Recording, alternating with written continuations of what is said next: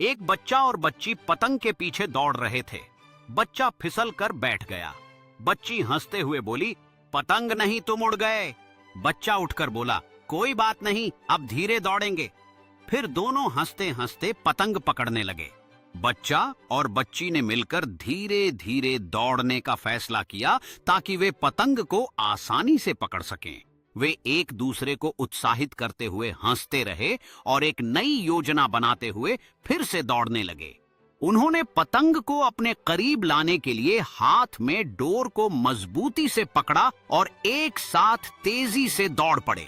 उनकी आंखों में एक्साइटमेंट की चमक थी। आखिरकार उन्होंने पतंग को पकड़ लिया और खुशी से एक दूसरे की ओर देखकर जोर से चिल्लाए जैसे उन्होंने किसी बड़ी उपलब्धि को हासिल किया हो।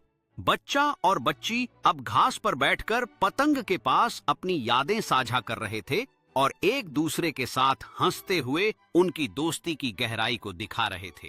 वे घास पर लेटे हुए आसमान की ओर देख रहे थे, अपने सपनों और आकांक्षाओं के बारे में बात करते हुए, जबकि प्रकृति की सुंदरता उनके चारों ओर थी।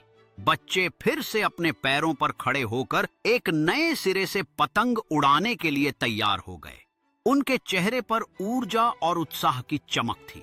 बच्चे फिर से उत्साह के साथ पतंग के पीछे दौड़ने लगे।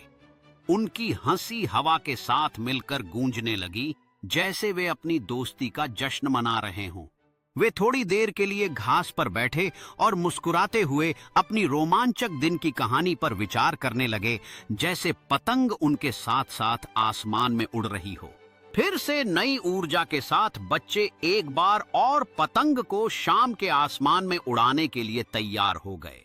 उनकी मुस्कानें इस बात का प्रमाण थीं कि वे अपनी दोस्ती के आनंद का अनुभव कर रहे हैं।